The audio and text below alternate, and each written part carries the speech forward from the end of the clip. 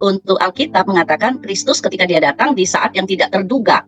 Ya, ini poin pertama dari firman Tuhan. Dan kita akan melihat poin yang kedua. Jadi ini adalah hal yang penting bahwa tidak ada seorang pun yang tahu. Bahkan anak manusia sendiri pun tidak tahu, yang tahu cuman Bapa di surga. Ya. Nah, kalau tidak tahu, apakah selanjutnya tadi pertanyaannya apakah ada tanda-tanda? Nah, kita lihat dulu ya. Always be ready, you don't know when the Son of Man will come. Ya. Tapi juga dikatakan apa? Nah, ini tandanya. As in the days of Noah. As it was in the days of Noah, so it shall be also at the coming of the Son of Man. Ini salah satu tanda. Ketika engkau melihat bahwa kondisi dunia itu sudah seperti zamannya Nuh. Apa yang terjadi? Zaman Nuh itu dikatakan apa? Mungkin saudara bisa melihat ya, dalam Kejadian pasal yang ke-6 sampai 9. Itu mungkin nanti bisa dibaca ya, bagaimana di sana dikatakan apa? Apa yang kalian tahu? Zamannya Nuh itu apa yang terjadi? Tandanya apa? Di Kejadian pasal 6 ayat 9. Berarti tandanya kalau hidup seperti zamannya Nuh, berarti ada orang yang masih benar. Engkau akan bisa menemukan masih ada orang yang benar, tetapi itu bisa dihitung jari. Karena kita tahu yang akhirnya diselamatkan masuk ke Bahtera itu hanya 8 orang, itu pun domplengan karena imannya Nuh. Ya, karena Nuh adalah seorang ayah yang ya bijaksana, dia berotoritas. Ada tidak tanda-tanda untuk kedatangan Tuhan yang kedua kali? Pertama, Alkitab mengatakan tandanya, pasti engkau akan menemukan masih ada keluarga yang beres. Masih ada keluarga yang takut Tuhan.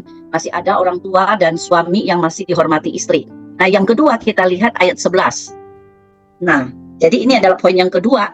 Kalau Anda menemukan di dalam dunia ini, ada orang yang masih beres, ada keluarga yang masih bisa jadi teladan, tapi di sisi lain, rusak.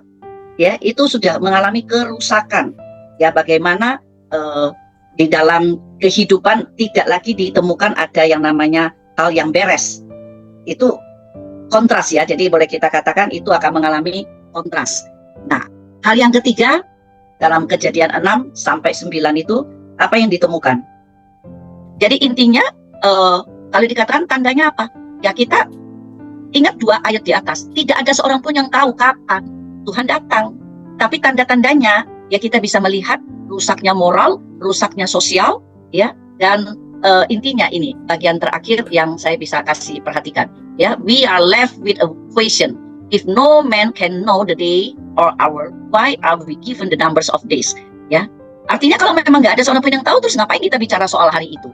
Nah, no, it is not a contradiction. There is no confusion nor contradiction in the word of God. Ini bukan kontradiksi, dan dikatakan selanjutnya, and no, it is not a paradox. Bukan kontradiksi, juga tidak paradoks. At least it is not a paradox if one knows God's character and believes His word. If we cannot know the day or hour, but He has determined and state the numbers of days, it is to inform us apa? That He has apa? He has set the day. Ini yang penting. Jadi bukan kontradiksi, bukan paradoks kalau kita itu memahami, mengenal karakter Allah dan kita percaya kepada firman-Nya. Kalau kita tidak kenal karakter Tuhan dan tidak kenal firman-Nya, otomatis kita akan terus minta tanda-tanda. Hari ini ada banyak gereja dan ada banyak pendeta yang berusaha memberikan tanda-tanda melalui Wahyu, melalui Daniel, dan itu banyak sekali ayat-ayatnya. Tetapi itu semua berkaitan dengan interpretasi. Itu sangat alegori. Ya, kita adalah manusia yang selalu suka minta tanda, tapi tidak suka baca Alkitab. Makanya Allah mengatakan tidak ada tanda kecuali tanda zaman Nuh. Artinya engkau harus apa? Berwaspada. Tuhan sudah determine, sudah memberikan satu pernyataan, dia sudah memberikan statement, ya, dia sudah memberikan sebuah kode. Kodenya apa? Kodenya bahwa hari itu pasti akan datang. Tapi kapan? Ya, tidak ada seorang pun yang tahu. Malaikat aja nggak tahu, anak manusia nggak tahu. Kalau sampai ada pendeta yang tahu, nah itu pasti pendeta sesat. Pasti nabi palsu. Karena dia lebih hebat dari Yesus. Yesus saja bilang dia nggak tahu, yang tahu hanya Bapa di surga. Ya, seperti itu. Allah mau engkau mengenal karakternya. Nah, kalau engkau hidup di dalam kekudusan, engkau akan melihat. Orang nggak pernah tertarik dengan kekudusanmu. Engkau mencintai firman. Orang tidak tertarik dengan firman. Nah, itu tanda zaman Nuh. Engkau tidak akan diterima kebaikanmu, ketulusanmu, kejujuranmu, kekudusanmu. Ya, saya kira seperti itu. Oke. Jadi ya, kalau kita berbicara tentang kedatangan Tuhan kedua kali, memang Alkitab tidak menjelaskan ya fiksnya tanggal berapa datang, tahun berapa, atau bulan berapa. Tetapi kalau di Alkitab memang dituliskan ada tanda-tandanya. Ya, jadi memang kalau kita lihat ya di Alkitab itu ya nanti boleh dibaca di Matius 24 mulai ayat 3 sampai 28. Nah, di situ berbicara tentang permulaan. Jadi bagaimana permulaan untuk kedatangan Tuhan? Yang pertama itu munculnya penyesat atau munculnya ajaran-ajaran sesat.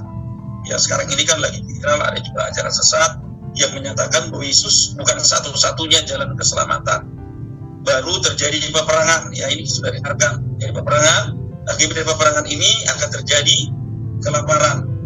Ya, baru terjadi penyiksaan bagi orang-orang percaya dan akan terjadinya pemurtatan. Baru yang terakhir itu kasih orang akan semakin dingin. Itu hanya dikatakan hanya permulaan. Nah, kalau kita baca lagi di Timotius 3 ayat 1 sampai 5, di situ dijelaskan bagaimana keadaan manusia akhir zaman. Kalau keadaan manusia akhir zaman itu, Alkitab menjelaskan bahwa moral orang itu udah semakin bobrok. Ya, jadi itu berpengaruh kepada moral. Dan kita lihat memang hal hari-hari ini, kita melihat LGBT sudah mulai disahkan di beberapa negara. Bahkan yang minoritas Kristen aja sekarang sudah disahkan seperti LGBT. Ya, mungkin itu aja. Baru sekarang bagaimana tanda-tanda mengidentifikasi ya dan kapan akan terjadi kedatangan Kristus kedua kali. Ya, salah satu contohnya ya kalau kita baca Matius 24 ayat 14, saya bacakan ya, dikatakan, dan Injil kerajaan akan diberitakan di seluruh dunia menjadi bangsa. Sesudah itu barulah tiba kesudahannya. Jadi tanda yang pertama kedatangan Tuhan kedua kali itu adalah berita Injil itu disampaikan kepada seluruh dunia. Artinya seluruh bangsa menjadi kesaksian. Bukan berarti harus setiap bangsa wajib percaya, enggak. Tapi mereka mendengarkan bahwa Yesus adalah Tuhan. Jadi itu yang pertama. Jadi Injil harus diberitakan kepada seluruh dunia. Itu tanda mengidentifikasi yang pertama. Dan yang berikutnya apa?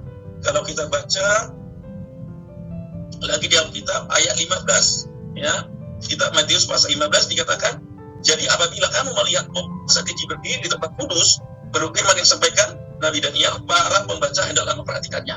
Jadi yang kedua itu suatu waktu akan melihat pembinasa keji. Pembinasa keji ini kalau menurut tafsiran sebagian orang termasuk hamba Tuhan itu adalah antikris. Jadi nanti munculnya antikris, mereka akan berdiri di tempat kudus. Ya, di tempat kudus ini yang diperkirakan banyak penafsiran. Orang berkata nanti akan terjadinya pembangunan bait Allah kembali. Nanti berdiri situ, itulah cara tanda mengidentifikasinya.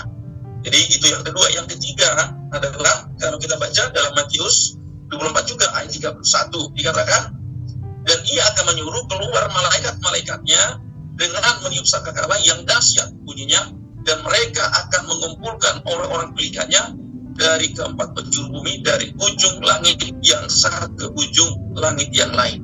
Ya, kalau memang ayat sebelumnya bilang akan ada tanda di langit. Jadi ini merupakan tanda bahwa kedatangan Tuhan itu sudah sangat dekat. Ya, sudah sangat dekat. Jadi memang kalau kita lihat dari pembacaan dari apa yang kita pelajari, memang ya kedatangan Tuhan itu sudah memang sangat dekat.